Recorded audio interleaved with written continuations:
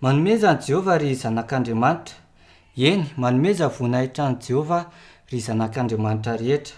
Omeo any Jehovah ny voninahitry ny anarany, miankoy fanatrehany amin'ny fiangonany masina.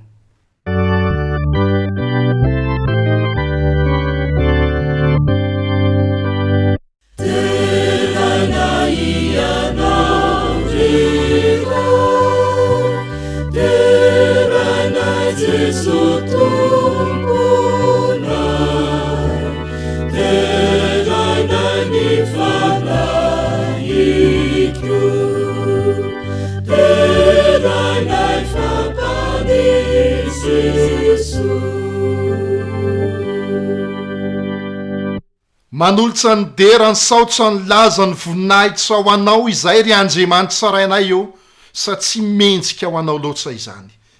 Raiso izany Andriamanitra ho arekeo ho anitra akasitrahana eo amin'ny seza fiandriananao. Kanefa kosa atokano anay zanakao ny fitahiana, ny fahamasinana ary ny fifaliana avy amin'ny sabatanao amin'ny tianio ity. Naran'i Jesosy. Amen.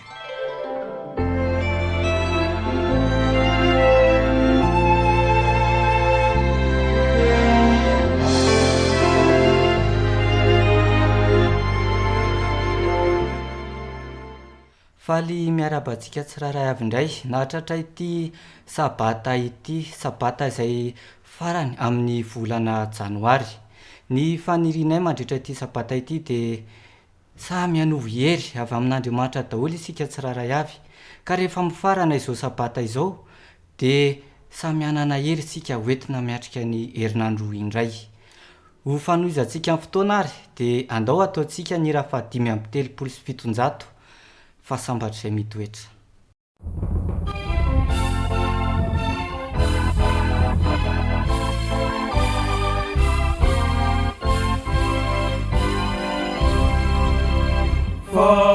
Fasambatra izay mitoetra ao an-tranony avo indrindra, ao an-tranony Jehova. Sambatra izay manan-kery ao am-pony, ao am-pony, ao am-pony federana. Sambatra izay mitoetra ao an-tranony avo indrindra, ideranao, ideranao, ideranao mandrakariva, ideranao.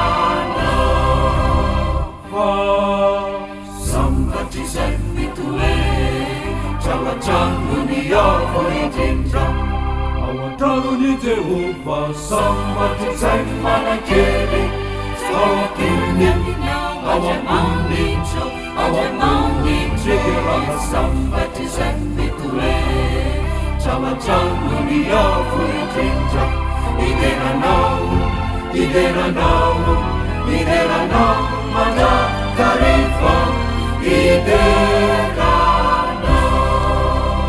Sambatra izay manan-kery avy aminao ry avo indrindra. Sambatra izay mitoetra ao amin'ny avo indrindra, masoandro ny anao sady ho ampingany koa, masoandro ny anao sady ho ampingany koa. Jerenao zay vao misotra, Andriamanitra jereo izay vao misotra. Sambatra izay manan-kery avy aminao ry avo indrindra. Sambatra izay mitoetra ao amin'ny avo indrindra, masoandro ny anao sady ho ampingany koa, masoandro ny anao sady ho ampingany koa. Jerenao zay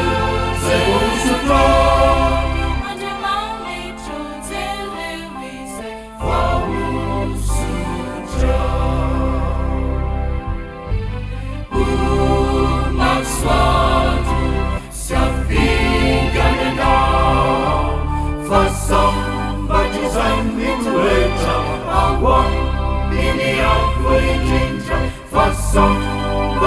izay mitoetra ao aminy afo indrindra jerena tompo zay vosotra Andriamanitra jereo izay voahosotra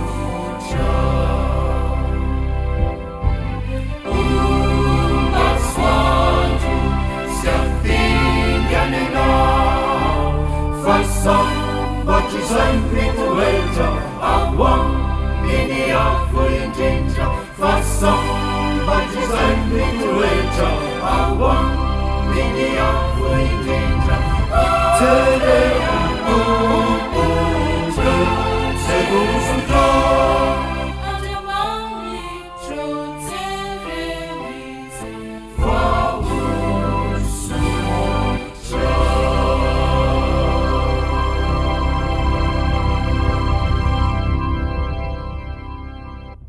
izao indray sika dia tonga eo amin'ny fotoana manokana izay anasana antsika andrain'ny baiboly ka hanokatra izany ao amin'ny hebreo ao amin'ny epistily nosoratana ho an'ny hebreo toko 10:5-7 rehefa avy eo dia hotohizantsika ao amin'ny filazantsara nosoratan'i Jaona toko 4:1-7 tapany farany averiko fanondrony hebreo toko 10:5-7 no vakitsika voalohany aorian'izay ny Jaona toko 4:1-7 tapany farany rehefa hitantsika izany dia andeha hiarantsika mamaky amin'ny anaran'i Jesosy hebreo toko 10:5-7 koa aza manary ny fahasahianareo izay misy valiny lehibe Jaona toko 4:1-7 tapany farany mitsangana andeha isika hiala eto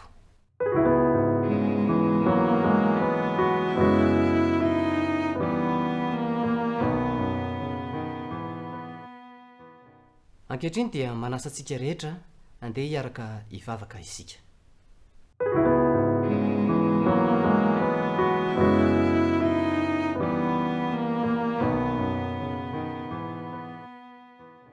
Jehovah Tompo Andriamanitra rainay tsara sy masina indrindra izay any an-danitro misaotra midera mankalaza manome voninahitra anao izahay satria mbola afaka indray hiaraka anandratra izao vavaka izao eo amin'ny seza fiandriananao melohan'ny zavatra rehetra meteza ianao amindra fo amela ny elokay ary anafy anay ny akanjo-pamarinan'i Jesosy Kristy mba ho mendrika anonona izao vavaka izao izahay ary mba ho afaka ho tononona eo amin'ny seza fiandriananao izany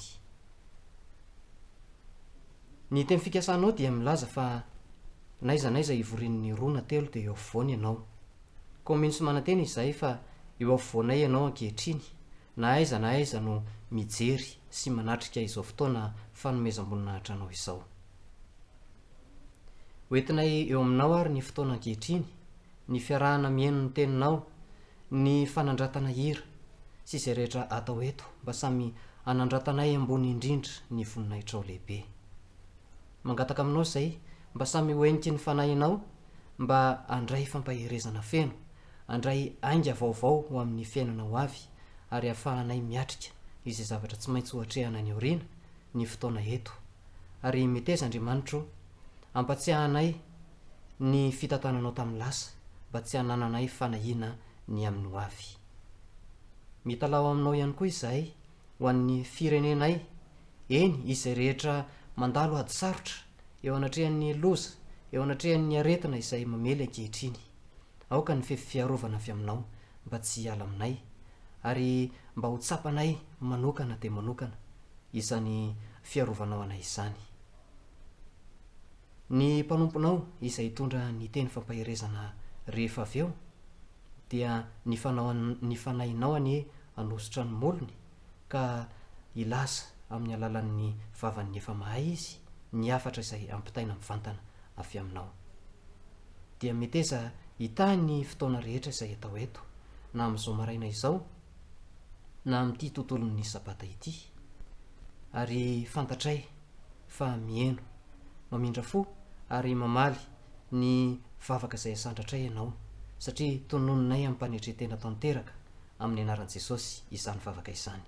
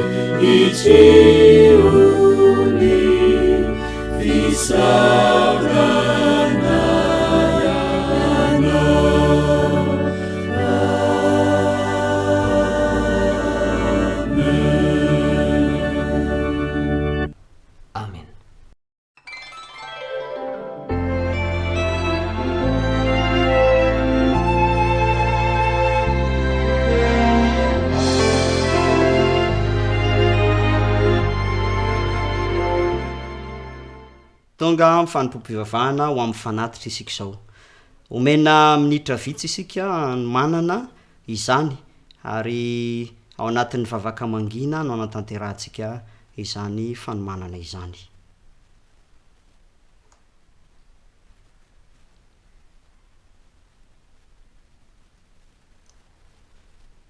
Amen.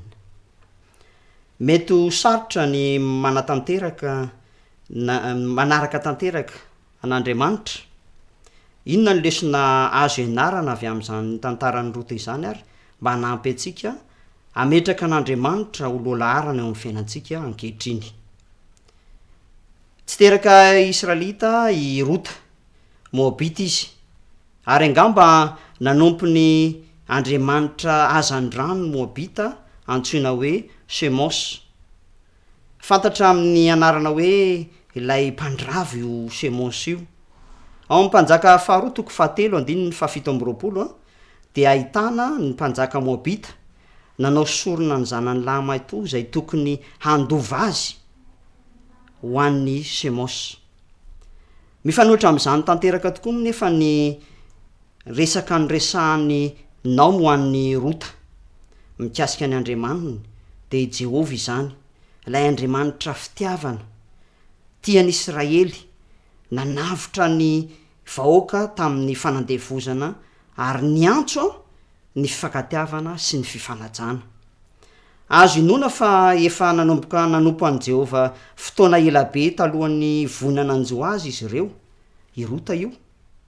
Zavatra mampalahelo no nanjoary tateo aoriana afaka 10 taona satria namoy ny vadiny Naomy ary ny namoy ny zanany roa lahy ihany koa. Safotry ny alahelo reto vovinanto roa ireto dia rota sy orpa izany. Sarotra ny fiainana fony fahavelon'ny vadiny izy ireo kanefa izao vao maika mampanena ny toedrarà. Napa-kevitra ary Naomy fa hiverina ody amin'ny tamin'ny Israely ka andefa azy rovavy ho amin'ny tanindrazany. Nanaiky hiveriny ody iropa fa irota kosa nandahatra amin'ny farany.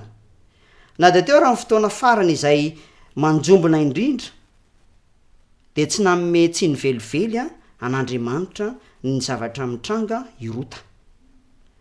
Vao maika nametraka an'Andriamanitra ho loalaharana azy izy ka nikiry ny anaraka ny Naomy mba hahafahany manompo an' Jehova.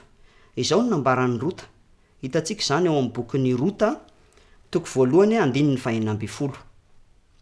Aza manery ahy handao anao sy hiala amin'ny fanarahana anao fa izay aleanao no aleako ary izay itoeranao no itoerako, ny firenenao no fireneko ary ny Andriamanitrao no Andriamanitro. Zany no teny nataon'ny rota. Mety sarotra ny fiainana amin'izao. Ny fametrana an'Andriamanitra ho loalaharana dia tsy manome antoka akory fa mora trany ny fiainantsika fa midika kosa fa hahita fiadanana sy famonjena isika. Ahita vady tena ti azy rota ary tany amin'ny toerana Israelita. Nikambana tamin'ireo vahoaka an'Andriamanitra ihany koa izy ary nanjary tombotsoa ho anisan'ny razamben'i Jesosy sy mpanavitra izao tontolo izao irota. Nametraka an'Andriamanitra ho loalaharana irota. Ny ohatra nasehony dia mampirisika antsika hanao toy izany koa. Mandritry ny fanangonana ny diakona ny ampahafolony sy ny fanatitra ary dia andeha hanao fanamby isika ny ametraka an'Andriamanitra loalaharana. Ivavaka isika. Rainay izay any an-danitra ao, ampio izahay hametraka ny fikasana aminao sy ny fanjakanao loalaharana eo amin'ny fiainanay. Ankasitrao izay fanompoam-pivavahana ataonay amin'ity maraina ity amin'ny anaran'i Jesosy. Amen. Feokira no arahintsika eo amin'ny mpanatazan'ny diakona, ny fanatitra sy ny ampahafolony.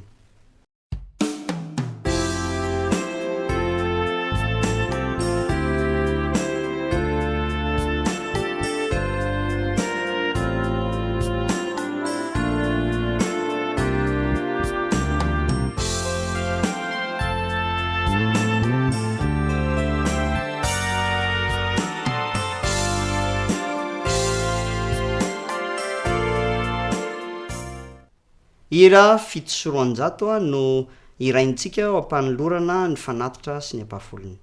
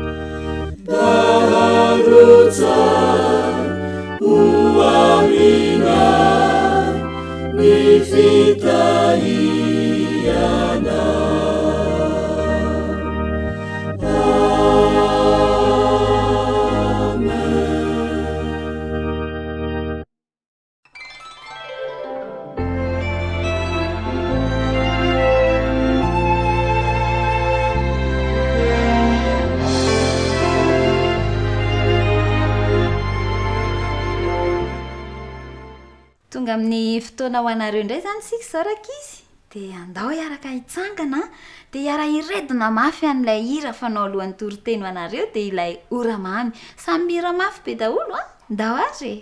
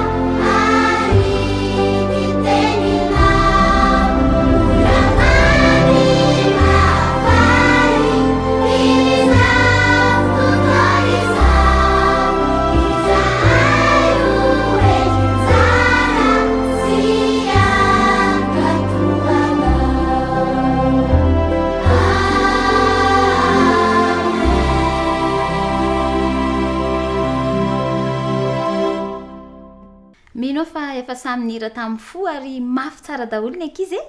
Andao ary tononona mivavaka mba hidirantsika amin'ny hafatra ho anareo.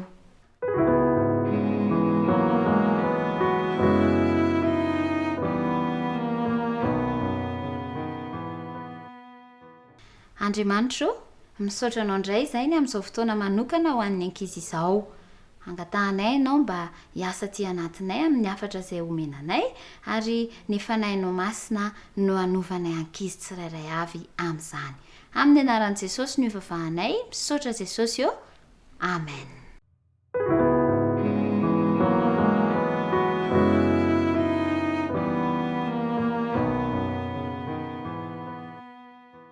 Ny hafatra omenanareo androany izy de tantara mitondra ny lohateny manao hoe ny vavaka feno fahatokiana nataon'i Jony. Ny vavaka feno fahatokiana nataon'i Jony. Jony izy de ao anaty fianakaviana anankiray izay tsotsotra fiaina ary zareo de tsy de tena hoe tahaka an'le olona manana be reny zany fa somary sahirakirana mihitsy ary.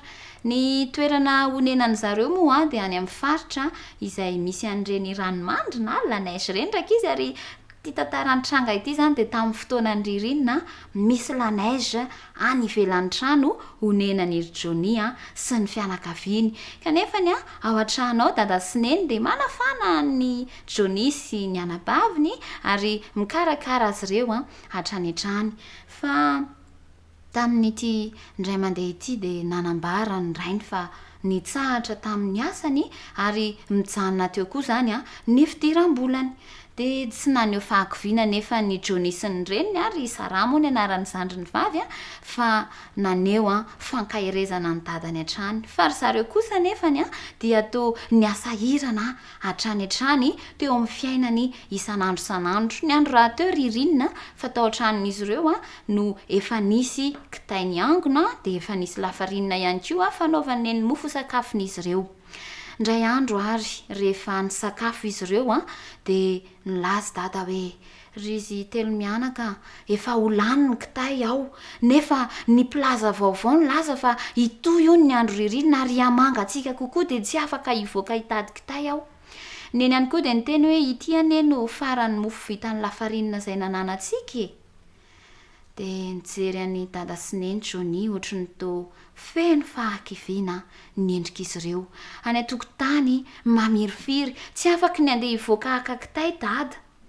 rehefa tonga ny ariva tamin'ny fotoam-pivavahana de niteny tamin'ny dada sy neny joni hoe za ve dada sy neny mba afaka mivavaka amin'ity ariva ity de eno hoe dada sy neny mazava ho azy de nanonona vavaka rankizy a i joni ny vavaka nataony de hoe jesosy malalo mba omeo kitay dadanay de anatero lafarinina koa neninay mba hanaovana mofo de de ny andro segondra fitsitsy rankizy ary nampiny hoe de ampio akondro anankiroa koa jesosy a mba ho azy sara fa tianay zany amen zay ny vavaka nataony joni rehefa avy eo andeha atory izy de nanoroka azy ny reniny ary nirary torimaso mamo azy de hoy izy tamin'ny neny hoe neny a tsy androko mihitsy zany zay ahatongavany valim-bavaka avy amin'i jesosy de nitsiky neny a namerina ny rarisoa amin'ny torimaso mamo azy a ary nanam-paniriana lalina tany anatin'ny tany hoe mba te hanana finoana tsotra tahaka neny joni koa tamin'iny andro iny de niresaka izy mivady a ary nieritreritra rangafa hoe andeha hivoaka ihany rapitsy maraina mba andeha hitady vola any amin'ireo namany ho indramy maloha fa mba hiahina ny fiainan'ity ankonany kinanjo rehefa nivoaka ny varavarana izy no indro nisy kitapo anankiroa teo ivelany teo ny anankiray midy a ary ny anankiray feno kitay niazakazaka neny hijery an'izany kitapo hitantady zany ary joni ihany koa ka efa ny fo ny kosikosy maso avy ao ariana avao izy ary nyteny hoe neny a jereo hoe misy akondro ve nentina niditra ireto kitapo a ary rehefa nisokafany neny ilay anankiray nidy de kitapo nisy ovony tao a ary kitapo ankiray hafa nisy lafarinina neny eo nisy akondro ve hoy joni mialatsiny ahanaka hoy neny sady nalahelo izy nahita ny fipitrapitra ny masony ity zanany nanantena valim-bavaka ity tsy misy ninona tsony akoatry ny reto anaty kitapo de tsy maninona hoy joni mety mbola aniraka anjely hafa angambo jesosy hitondra ny akondronay sady lasa izy niodina fa neny kosa rehefa tao an-dakozia andeha andraraka n'ity lafarinina ity ho ao amin'ny fitoerany de taitra fa rehefa voanahilika de indro nisy akondro tao anatiny ary nahagaga azy de akondro anankiroa tokoa arak'izay nangatahany joni tamin'ny vavaka nataony omaly joni sy ny zandriny de tsy ny sakafo ariva izy rehetra moa ary nona de niandro fatratra nyity akondro ity ka latsaka ny ranomasony neny ny antso hoe joni sarao avia ty fa ireto ny akondronareo fa ay le izy tao anaty lafarinina nasidrika tao ndreo voapotsitry ny ovy de simba indray de akory rakizy ny afaliany joni sara efa nona be ny hinana n'le akondro nangatahany tamin'i jesosy naniry mafy neny mba hanana ny finoany joni ihany koa ary ny ankonana tsirairay avy ihany koa de afaka manana fahatokiana tahaka ny fahatokiana nananany joni tamin'i jesosy zay nangatahany vavaka de afaka miaina am-pifaliana sy manana an'izay zavatra ilainy dada sy neny eo tena tiany jesosy aneny ankizy ary tiany amin'ny fomba manokana mihitsy tiany foana ihany koa nge mamaly ny vavaka tsotra sady madio ataony ankizy fa ho atsika dada sy neny andeha tsy ho adinoana mihitsy nilazain'ny marika 10:5 manao hoe lazaiko aminareo marina tokoa nazovony tsy andray ny fanjakan'Andriamanitra tahaka ny zaza de tsy ho tafiditra amin'ny akory de mba hitarika ny zanatsika ho mahatoky ho tia mifandray amin'Andriamanitra hatrany hatrany sika ray aman-dreny fa ho tahaka azy ireo ny hotafiditra any amin'ny fanjakany lanitra. Dia anjarantsika dada sy neny no mitaizan'zareo amin'ny toetra tsara efa nataon'Andriamanitra ao anatin'ny ankizy io fa raha miovy io dia manjary lasa tsy tahaka ny zaza indray izy ireo fa anjarantsika ny kolokolo azy.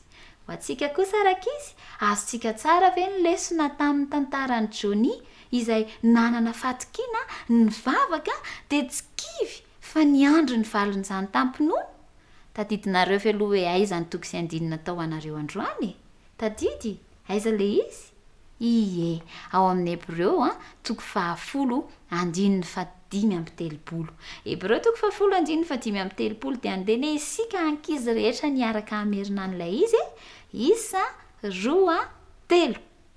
Ko aza manary ny fahasahinareo izay misy valiny lehibe. Da hoe averina hoe atao mafy tsara. Ko aza manary ny fahasahinareo izay misy valiny lehibe. Rankizy io, nareo ankizy manana fahasahiana. Andeha mba tsy hanara ny fahasahinareo mivavaka ampinoana, vavaka tsotra ary feno fatokiana tahaka izay nataon'ny JAnoary ianareo. Vonina ho amin'izany ve ny ankizy? Vonina ve nareo hoe hitazona ny fahasahinareo mivavaka ka mangataka an'izay tianareo amin'i Jesosy dia tahaka ny JAnoary, raha akondro roa no nangatahany dia tena roa tokoa ny meny, ary raha kitay sy sakafo no nangatahany dia mihoatra satria ny ampiovy ary izany no omen'Andriamanitra ho valin'ny vavaka nataony. Izavy ary ny ankizy no vonina hoe zaho ho safoana ihany koa hivavaka fa satria misy valiny lehibe izany avy amin'Andriamanitra. Atsangano an-tanana. Mahafinaritra ny mahita anareo. Andeha rakizy hivavaka isika dia hoentintsika eo amin'Andriamanitra ny fahasahinareo ankizy, ny toetra tsara anananareo, ny fahasahinareo ampinoana mba ampitoerin'Andriamanitra ao aminareo foana izany dia tsy salasala nareo rankizy hivavaka sy hangataka amin'Andriamanitra ny tokony ho anareo amin'ny fiainanareo. Andeha hiaraka hivavaka ary sika.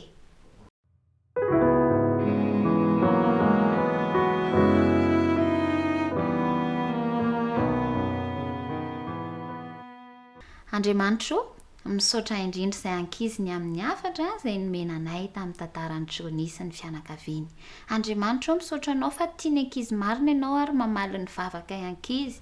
Misaotra indrindra ny amin'ireo soa rehetra efa nataonao teo amin'ny fiainanay. Fa ankehitriny izay ankizy dia mbola manapa-kevitra hoe tsy hanara ny fahasahinay, indrindra ny fahasahinay mivavaka ampinoana, mivavaka tsotra mangataka aminao ampatokiana izay ilainay. Dia miasa aty anatinay Andriamanitra ary avelao izay ahita an'izany fitiavanao mamaly vavaka anay hatrany hatranyizany. Dia mitahihana ankizy tsirairay avy, mampitoera ny fahendrenao aty anatinay indrindra amin'ny fitohizan'ny fotoana, fa amin'ny anaran'i Jesosy nivavahanay. Amen.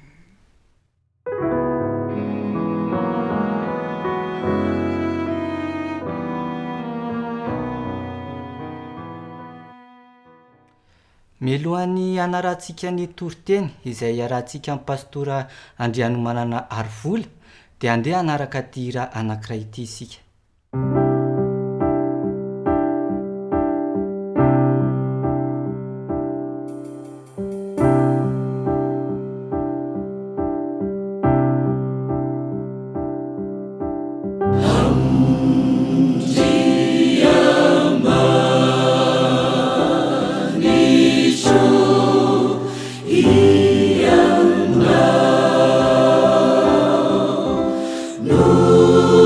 Numai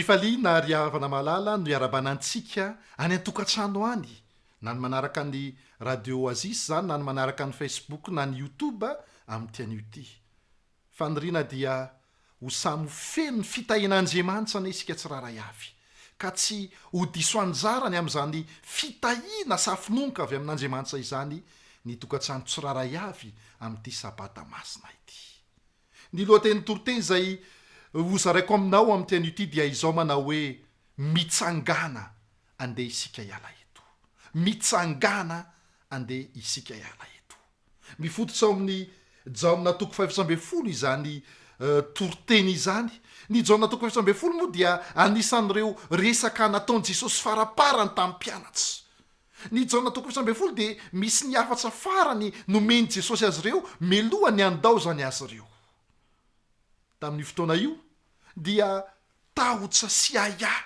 no nameno ny fony mpianatra tanatin'ny 3 taona sy tapany tokoa mantsy ry havana malala dia efa zatra niaraka tamin'i jesosy izy ireo zatra nahita an' jesosy nanao fahagagana nanao ny asa rehetra tanatin'ny 3 taona sy tapany dia nijery fotsiny izy ireo fa tamin'ity fotoana ity dia nanambara tamin'izy ireo jesosy fa tsy maintsy andao azy ireo efa niteny an'io any jesosy tany aloha tany efa niteny any jesosy tamin'ireo mpianatra ireo tany aloha tany hoe andao anareo fa ohatrany tsy de ninondo reto mpianatsy reto zany ohatrany tsy de natoky an'izany reto mpianatsy reto fa tamin'ity fotoan'ity kosa dia hita mpianatra faikay sy vazivazy le izy ary zay natonga ny hoe tahotra sy ahany nanjaka tao anatin'izy ireo natahotrany amin'ny hoaviny izy ireo natahotrany amin'ny toy ny asa izy ireo natahotrany amin'ny fiainan'izy ireo hoe anahoana ny fiainana manomboka izao zay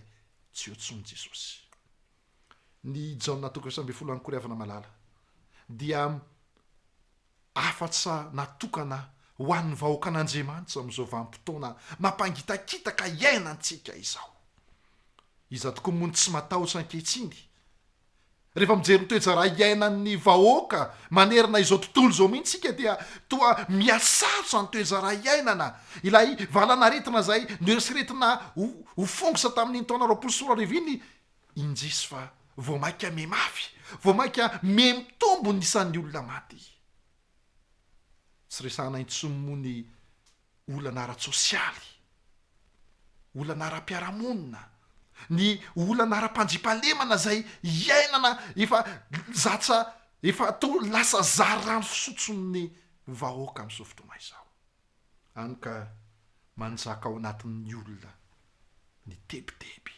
ny tahotra ny aya ny amin'ny hoaviny amin'izao fotoana izao tao anatin'ny adisaina ny ainan'ny mpianatra no amin'ny hoaviny izy ireo no ny teny malefaka tamin'izy ireo jesosy manao hoe aza malahelo ny fonareo aza matahotra aza manana ia aza mitebiteby ny amin'ny hoavinareo ianareo ary izany koa mbola teny jesosy amin'ny vahoakany amin'izao vanim-potoana farany zao fantaty jesosy ny ady mafy tsy maintsy atsehintsika ary efa nampiomana izy fa fahoriana be any eny tsy maintsy atsehina sy andalovany kanefa manoloana izany dia miteny amintsika fa jesosy manao hoe aza matahotra aza manana ia aza mitebiteby ry havana malala manoloana izany nefa dia manana afatra manokana ho antsika jesosy tahaka ny afatra nomeny mpianany tamin'izany fotoana izany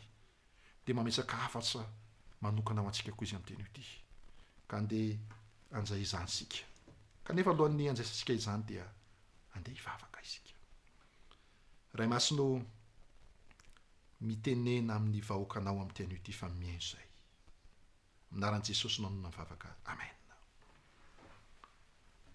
araka ny teniko teo dia manana afatra manokana ampita amintsika andriamanitra amin'ny teny ity afatra zay hita ao amin'ny jaona toko 500 misy teboka telo zay am'tina na io jaona toko 500 io izay tiako zaraina aminao amin'ty an'io ity ka ny teboka voalohany ao anatin'izany dia ny hoe finoana mitonja any amin'ny fahatokiana finoana mitonja any amin'ny fahatokiana anisan'ny teboka manandanja ao amin'io jaona toko fefsambe folo tokoa mantsy ry havana malala ny teny hoe finoana satria dia miverina impito ny teny hoe minoa ao amin'ny toky io ary io no afa-tsa voalohany tiany jesosy ampita amin'ny mpianatra voalohany tamin'ny resaka nyfanaovan'izy ireo faraparany fa inona tokoa ny atao hoe finoana ny hebreo toko firaikembe folo andininy voalohany hebreo toko firaikembe folo andininy voalohany dia manome antsika ny famaritany amin'ny atao hoe finoana voalazan'ny paoly eo amin'io bokyny hebreo io fa ny atao hoe finoana dia fahatokinany amin'ny zavatra antenaina sy fanehoana ny zavatra tsy hita izany hoe matoa zany ny olona anankiray mino de misy zavatra antenainy aho fa rehefa tsy ho zavatra antenaina io no mbanao anatin'ny saina sy fitorana de ho vozongozona ny finoan'ny olona anankiray fa inona tokoa moa io zavatra antenaina io e ny petera faharoa toko fahatelo andiny fahatelo ambe folo dia manome izany valim-panontaniana izany petera faharoa toko fahatelo andiny fahatelo ambe folo sao novaka ny teny ao amin'ny bokin'ny petera io manao hoe kanefa isika araky ny teny fikasana dia manany tena lanitra vaovao sy tany vaovao izay toerany fahamarinana inona zavatra antena isika lanitra vaovao sy tany vaovao na raha tao raha dika amin'ny teny hafa de hoe fiainana manjakizay amin'ny mahazanak'andriamanitra ay sy anao amin'ny mahazanak'andriamanitra atsika dia io ny tokony fototsy ny finoantsika ry havana malala io lay nyteneny jesosy hoe amboatra fitoerana ho anareo aho ary ny anamboatra ny fitoerana io nge no antony nandaozany jesosy ny mpianany ny anamboatra ny fitoerana io lanitra vaovao sy tany vaovao io no antony ny lany jesosy teto amin'ity tany ity tarina ny fitsanganany tamin'ny maty noho izany inona tokony ataotsika zao nolazainy lioka toko firaiky amby roapolo andininy fahavalo amby roapolo lioka toko firaiky amby roapolo andininy fahavalo amby roapolo manao hoe miandrandra ka asandrato ny lohanareo fa manakaiky ny fanafotananareo mandona izany dia miantso atsika jesosy ampifantoka any amin'ilay hoavy-tsy ho elaintsony ny saintsika ny foamam-panahtsika isanandro sanandro miandrandra ozy izy asandrato ny lohanareo nytidy jesosy teny amin'ny de hoe aza esorona eo ny fijerinareo aza esorona eo ny sainareo fa isanandro sanandro de afantoy ny amin'ny fiaviany jesosy tsy ho elaintsony ny fijerinareo ary izany mihitsy ny natao fototsy ny fiainanareo isanandro sanandro izany mihitsy ny natao viantom-pisinareo amin'ny fiainanareo rehavana malala aoka tsy ny zavatra iainany eto an-tany no ataotsika mibahana ao anatsika aza ny fahoriana sy ny olana ary ny fitsapana mandalo am'izao fiainana zao no andeha andaozatsika ny finoatsika an'andriamanitra sy ny fahatokitsika azy fa ao anatin'izany tadidio fa fantatsy satana ane ny amin'ny fiainana manjakizay io e ainy satana ane io e ary satana de fetsy de ny afetseny satana de zao ataony misedra olana maro isika am'izay lasa tsy mifantoka amin'ilay antenaina fa variana amin'ny olana sy ny zatra mandalo ety amin'ity tany ity zay no afetseny satana izay ny tanjony de zao ny anala ao anatitsika ny finoatsika tsiraray avy ary ataony mafy loatra ny zatra iainantsika ety amin'ity tany ity sy ijainy amin'ny olana maro isan-karazany sika ka rehefa izahy matsy ny tanteraka de tonga amin'ny tanjony irina satana ilay fahavalotsika zao nefa mitadidy ravana malala zao ny volazan'ny jaona voalohany toko faharoa andiny fafito ambe folo jaona voalohany toko faharoa andiny fafito ambe folo manao hoe naran' jesosy ary mandalo izao fiainan' zao sy ny filany fa izay manao tsisapon'andriamanitra ny maritra manjakizay mandalo izao fiainan' zao sy ny filany ry namako lanitra ny tanotsika azadinona isanandro sanandro zay lanitra ny tanjoko lanitra ny tanjonao izay atao fitanjony eo amin'ny fiainanao io olana sy fitsapana iainanao io de tadid io fa mandalo fotsiny ihany io namano tadid io zany mety mafy aminao ny miaina azy am'izao fotoana zao fa ao ambadiko zao olana iainanao zao na ara-nofo io na ara-pana io na ara-pahasalamana io na minenjiny maro samihafa io ao ambadika reny olana reny de misy lay tsara lavitra izay efa voaomana ho aso anao izay tsy hoelaintsony de ho avy zany noho izany aza esorona eo amin'i jesosy ny masonao afatoy eo aminy sananjo ny fijerinao indrindra amin'ilay fiaviany tsy hoelaintsony. Ataovy ny fanantenana ny fiainana manjakizay namanao no fototsy ny finoanao fa rehefa izay no ataontsika de ho tafajoro mahatoky isika ka namafy toinona aza ny zahatsahenantsika ety na mafy manahoana aza ny fitsapahana sy ny fisejana ary ny olana andalovantsika rehefa eo amin'ilay fiainana manjakizay no mifototsy ny fijerinao sy ny fanantenanao de ho tafajoro mahatoky ianao. Ataovy ny fanantenana ara ny fiainana manjakizay no fototsy ny finoanao isanandro. Aza ny olana miseho eto amin'ity tany ity mandalo fotsiny reny fa tady eo ataovy anatin'ny saina foana hoe tsy hoelaintsony de ho avy Jesosy ary ny antony aviany Jesosy de ny anafoana ireny olana ireny, ny antony aviany Jesosy de ny anome anao ny fiainana manjakizay. Teboka faharoa jerentsika amin'ny teny io ity zay ny teboka voalohany ny afatsa voalohany napetraky Jesosy tampianatra de tsosa ihany hoe ninina andalovanareo ataovy mafiorona ny finoana ataovy mafiorona ny fahatokinareo na mandalo fotoana sarotso azy ianareo de ataovy mafiorona izay finoana sy fahatokina izay ary aza ilana mihitsy zay. Ary ny teboka faharoa nozarainy Jesosy tampianatra ao amin'ny JAona 1:20 io dia fitiavana mitondra ny fankatoavana. Ao amin'ny JAona 1:20 JAona 1:20 marina mantsy manomboka eo amin'ny 5:10 de ahitana izay teny hoe fitiavana izay. Rehefa mamaky an'io teny io ianao JAona 1:20 5:10 sy ny manaraka eo dia ahita ianao fa miverina impolo ny teny hoe tia an'Andriamanitra ao amin'io tokisy andiny io. Ny atao hoe tia tokoa mantsy de mankatosy manaraka ny tenyilay olona tiana. Ny Korintena 1:5 Korintena 1:5 dia milaza izao teny zao manao hoe tsy tompony tena anareo ianareo. Ny hoe tia an'Andriamanitra zany ry havana malala dia an'Andriamanitra izy. Tsy izy no mibaiko ny tenany, tsy izay tiany no atao, tsy izay mahafinaritra azy no tanterahany, fa izay asain'Andriamanitra taony.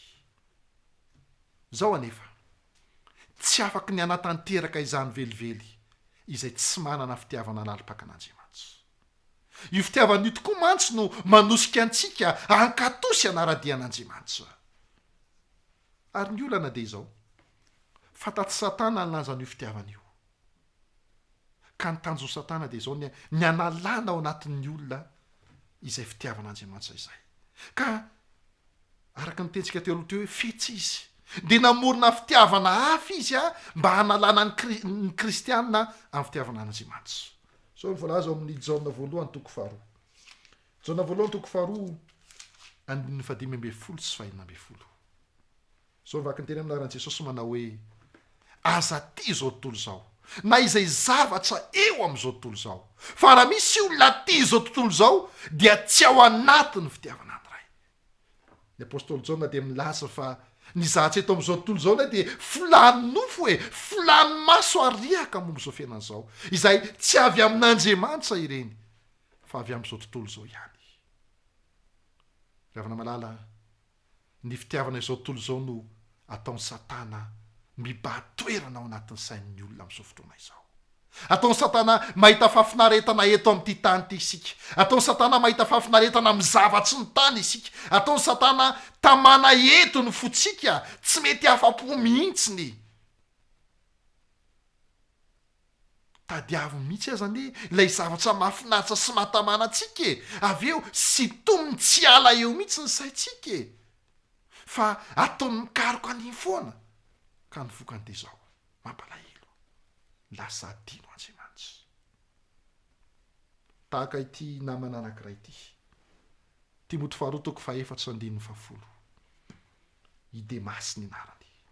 I Demasy taloha dia olona nafanafota amin'ny fiarahana amin'Andriamanitra, olona nazotona nanao asa fitoriana, olona nafanafota amin'ny fiarahana amin'Andriamanitra. Fa voalazan'i Paoly ao amin'io Timoty 2 io fa taty aoriana kosa nefa nandao ahy izy. Hoy Paoly hoe fa Demasy efa nandao ahy. Fa ina ny antony nandao zany Demasy amin'ny Paoly? Satria tia izao fiainana zao izy ka lasa nakany Tesalonika. Noho izao fitiavana izao fiainana zao, noho ny fitiavana ity tany ity, noho ny fitiavana ny zavatra eto amin'ity tany ity. Ilay lehilahy nafanafota amin'ny fanarana an'Andriamanitra, ilay lehilahy nafanafota amin'ny fanaovana ny asa an'Andriamanitra, dia injo fanandao an'Andriamanitra. Rehefa malala mampalahelo ny tantaran'ny Demasy. Ary firifirito moa amin'izao fotoana izao, noho ny fitiavana ity fiainana ity, noho ny fitiavana ny zavatra eto amin'ity tany ity, firifirito moa ny olona amin'izao miteny izao no miala amin'izay fitiavan'Andriamanitra izay. Zao mantsy tsy afa-misaraka, tsy afa-miaraka ny fitiavana an'Andriamanitra sy ny fitiavana zao fiaina zao. Tena tsy afa-miaraka zany. Izay tia an'Andriamanitra dia mianjanja ilay toerana maro izay nampanantena in Jesosy azy ireo, ka nampisitona mafy azy Satana sy izao tontolo izao, dia tsy ahony zany. Fa Andriamanitra dia fantany fa manomana tontolo maharitra manjakizay ho azy. Fa ho azy ity azao tontolo izao kosa, fafinaretana sy fifaliana mandalo fotsiny ihany no hitany. Ary izany no anakinany foniny efany. Fafinaretana sy fifaliana mandalo fotsiny no iainany. Mety tsy ahita izany kory azy izy. Noho izany, ry havana, andeha isika hanankina ny fotsika amin'Andriamanitra. Tena ity azy. Tsy tompony tena antsika intsony sika tady dio fony zay. Tamina niketsika azy anaradia azy, tamina niketsika anaradia azy, dia tady dio fa azy isika. Koa satria azy isika, dia tady dio fa izy no mibaiko antsika ry havanao. Ny androm-pisitsika rehetra zany, dia ny manao ny sisapony, ny mankato azy. Zao anefany, tsy afaky ny ankato azy isika, raha tsy efa feno fitiavana azy. Tsy afaka natanteraka izany sika, raha tsy efa miboboka ao anatintsika ny fitiavan'Andriamanitra. Ka ny lesona faharoa tiany Jesosy ampitaina ny mpianatra ao amin'ny Jona 7:10 izany dia tsotra ihany. Ataovy mafiorina ao anatinao fitiavan'Andriamanitra. Ary zay koa ny tiany Jesosy mbola ampita amintsika amin'izao vanim-potoana faran'izao. Raha tiantsika no tafajoro mahatoky amin'ny fanarana azy, aoka tsy ho variana amin'izao fiainana izao tahaka ny Demasy. Ataovy lalipaka ao anatinao fitiavan'Andriamanitra.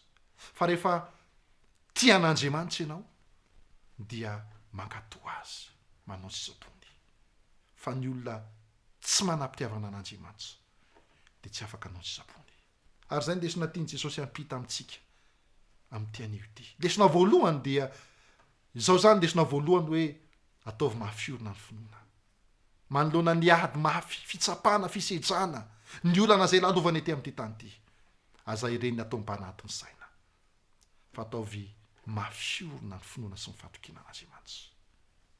Zay ny lesona napitan'i Jesosy tamin'ny mpianatra voalohany. Ary ny lesona faharoa napitan'i Jesosy tamin'izao rehetra zao hoe ninina mitsanga dia ataovy lalipaka foana ny fitiavana an'Andriamanitra.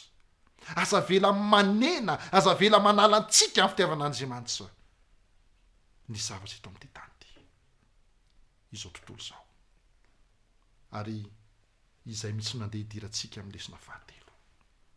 Lesona fahatelo dia ny tenin'i Jesosy ao amin'ny Jaona 4:7-7. Jaona 4:7-7 manao hoe tsy amela anareo kambody aho, ankaty aminareo aho.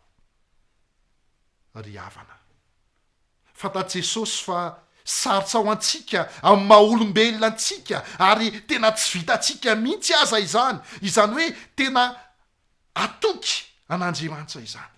Fantatr'i Jesosy fa sarotra ao antsika, izany hoe tena ity azy amin'ny fotsika iray manontolo sy ankato azy izany. Fantatr'i Jesosy ny hasarotan'ny ady ataontsika. Ary fantany fa raha mahisika antsika dia tsy ho vitantsika mihitsy, zany hoe anana finoana matanjaka isan'andro san'andro zany. tsy ho vitantsika mihitsy zany hoe itian'andriamanitra mifotsika iray manontolo zany satria satana koa miezaka manao zay azo natao izy ary mahafinaritra an' jesosy de izao miteny amintsika izy amin'ny teny io ty manao hoe manana finoana matanjaka tiavo amin'ny foray manontolo aho fa jesosy tsy mijanona io fotsiny jesosy rehefa manome baiko rehefa manome torevy sary havana manala de hoe tsy mijanona io fotsiny izy fa manome vaholana ihany koa izy manome vaholana ho asanao andriamanitra tsy vitantsika mantsy zany raha ny heriko raha ny herinao raha ny fahenjeko raha ny fahenjenao de tsy ho tanteraka mihitsy zany kanefa kosa mampananteny jesosy fa ho vitantsika zany ao amin'ny jaona toko 7 andiny 4 jaona toko 7 andiny 4 de misy teny fikasana mafinaritra ao amin'i jesosy ny mpianany rehefa avy nyteny mpianany jesosy manao hoe manana finoana matanjaka ianareo rehefa avy nyteny tamin'ny mpianany jesosy manao hoe ataovy lalipaka ao anatinareo ny fitiavana ahy de ao jesosy tamin'izy ireo manao hoe jaona toko 7 andiny 4 izao angataka amiray ary izy anome anareo mpananatsafa mba ho eo aminareo manjakizay ary mbola toy izany vaky teny eo amin'ny andiny fa 9 ary manao hoe fa ny mpananatra de ny fanahy masina izay rahay ho any amiko amin'ny anarako izy no ampianatra anareo ny zavatra rehetra sy ampatsiaro anareo ny zavatra rehetra zay nylazaiko taminareo ravana malala mba fahatsika miaina manana finoana matanjaka mba fahatsika manana fitiavana lalipaka ao anatsika an'andriamanitra dia miteny jesosy manao hoe izao angataka amiray mba hanirika ny fanahy masina izy de ny mpananatra izany eto amin'ity jaona toko fa 7 andiny 4 sy 7 ty ny teny hoe mpananatra ny fanahy masina ny ilazany azy amin'ny dika teny fototra hebreo de hoe grika de hoe parakleto inona toko moa dika nyty hoe parakleto ty ny hoe parakleto dia avy amin'ny teny anankiroa izy io ny natambatsy ny voalohany de hoe para ary ny faharoa de hoe cleo na ny verba kaleo ny dika ny teny hoe kaleo ny verba kaleo de hoe nantsona ary ny teny hoe para de avy amin'ny teny hoe para io no nakana ny teny frantsay hoe paralele izay azo adika hoe miarady na hoe mirasotra izany hoe ny fanahy masina zany ry havana malala dia afaka antsona mba hiarady sy rasotra aminao mahafinaritra loatra zany teny zany manoloana ny ady zay tsy maintsy atsiatsika ady amin'ny finoana dia mampananten'andriamanitra mampananteny jesosy raha tiatsika fa haniraka ny fanahy masina izy hiara-dalana hifampitantana amintsika amin'izao fiainana zao mba hahatonga asy anao ho mpanjesy mba hahatonga asy anao hanana finoana matanjaka mba hahatonga asy anao hanana fitiavana tsy miovaova an'andriamanitra ny fanahy masina marina mantsy ravana malala dia nantsona ho mpampahery atsika ka rehefa eo izy na mandalo ady mafy azysika dia tsy kivy rehefa io ny fanahy masina ny fanahy masina marina mantsy ravana malala dia nantsona hampahery antsika sy raray avy tady tyo zay inona marina moa ry havana malala ny asan'ity fanahy masina ity voalohany indrindra de ny fanahy masina dia mpampahery atsika zany hoe rehefa mandalo ady sarotra isika ka mitady ho kiviny dia ny fanahy masina no mampahery atsika amin'izay fotoana izay tsy vitany hoe mpampahery fotsiny ny fanahy masina fa mpampatanjaka ihany koa ny fanahy masina rehefa anatin'ny ady mafy isika rehefa iny mitady alemy iny isika rehefa mitady ho kivy ho ketsaka rehefa tsotsika ny fanahy masina dia mampatanjaka atsika izy ry havana malala tsy vitany hoe mampahery sy mampatanjaka ihany ny fanahy masina fa mpampianatra atsika ihany koa ny fanahy masina mitarika antsika izy rehefa verihevotra isika ka tsy mahafantatra izay lalana tokony hombatsika manoro atsika lalana tokony izoratsika izy ary tsy vitany hoe manoro ihany fa mifampitantana miara-dalana amintsika mihitsy amin'izany lalana tokony izorantsika izany ny fanahy masina koa ry havana malala dia mpiaro antsika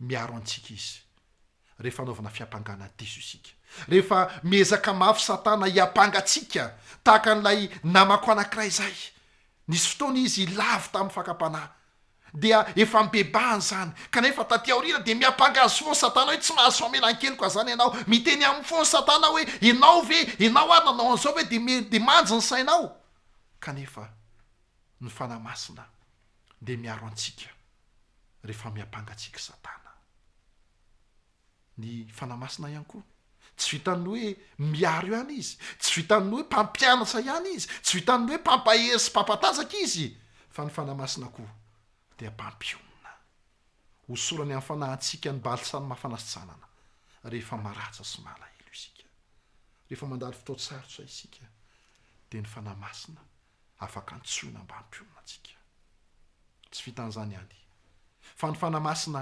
mampiainky atsika izay rehetra maniasy ny fanamasina no mitarika atsika mba hahafahantsika miverina amin'ny lalana marina in'izay ny fanamasina no manarina atsika raha senja lavo isika izy no manitsy atsika amin'ny adosotsika izy no mitarika atsika ho amin'ny marina izy no maneho ny sain'Andriamanitra ary manatanteraka fiovam-poana atsika ary farany ny fanamasina ny mpanohana atsika manohana antsika izy rehefa mitady ho lavo isika ry havana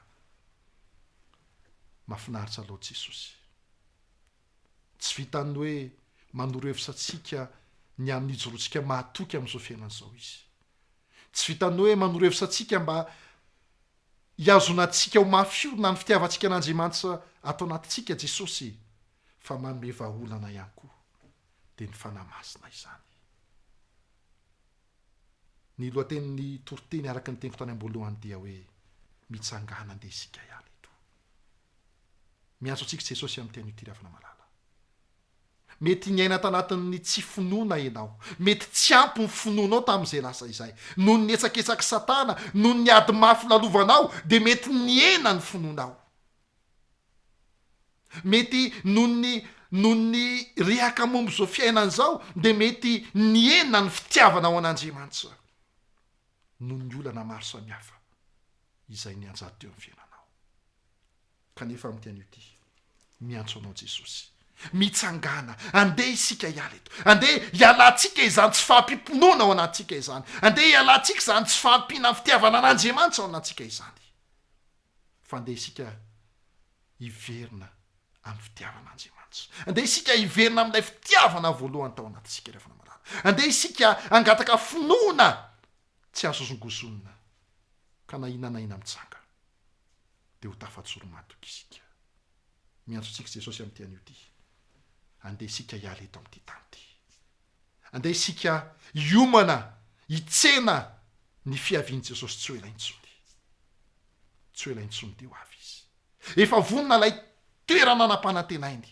izay namboary no aso anao toerana kanto anjakany fiadanana tsy misy olana tsy misy fahoriana intsony andeha isika hanomana ny foamam-panantsika hiala eto amin'ity tany ity hitsena ilay lanitra vaovostany vaovao ao anatin'izany mahafinaritra dia izao ho an'ireo olona izay vonona hiala eto amin'ity tany ity ho an'ireo olona izay vonona hiala amin'ny tsy finoana hiala amin'ny tsy fahampimponoana ho an'ireo zanak'Andriamanitra izay vonona hiala amin'ny tsy fitiavana an'Andriamanitra hiala amin'izao tontolo izao sy ny rehaka eto amin'izao fiainan'izao mampanantena azy ireo Jesosy fa ny miazo ireo ny fanamasina hiara-dia sy hiara-dalana amin'izy ireo ka na sarotra aza ny lalanao diavina na mafy aza ny dia tsy maintsy atsehana rehefa eo ny fanamasina rehefa miara-dalana amintsika ny fanamasina rehefa miara-dia amintsika ny fanamasina na manahoana na manahoana ady-tsy atsika dia ho tafajoro-mato isika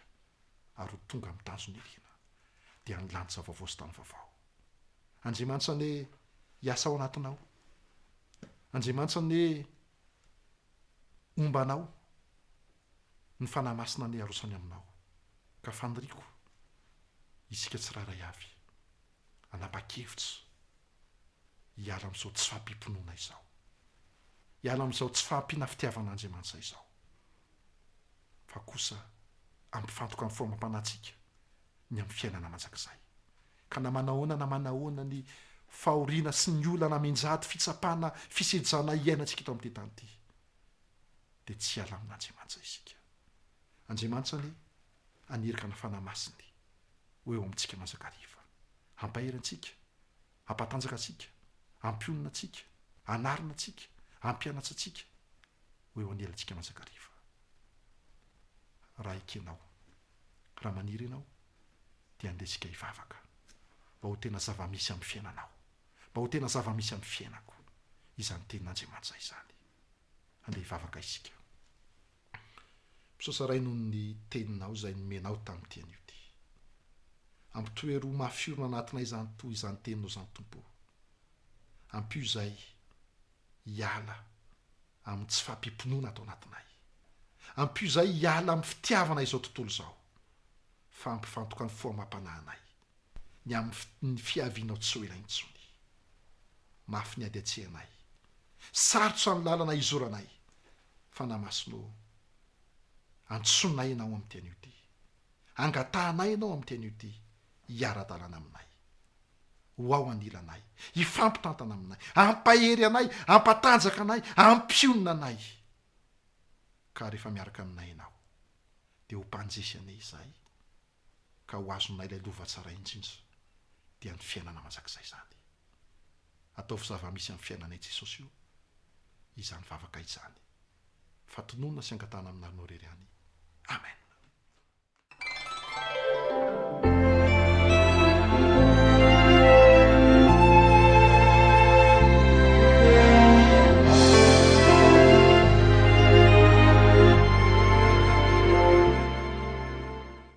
Eto ampamaranana ary dia misaotra antsika tsiraray avy. Misaotra andreo rehetra izay nandray anjara nandritra ity sabata amarana ity. Misaotra ihany koa anao izay nanaraka hatramin'ny farany izany fotoana izany, ary ny lehibe indrindra dia misaotra an'Andriamanitra isika satria raha tsy izy dia tsy nahatotosa izay fotoana izay isika. Mialohan'ny andraisantsika ny JAnoary dia andeha ataontsika ny hira fa 3telopolo ao am-pona izao. Fa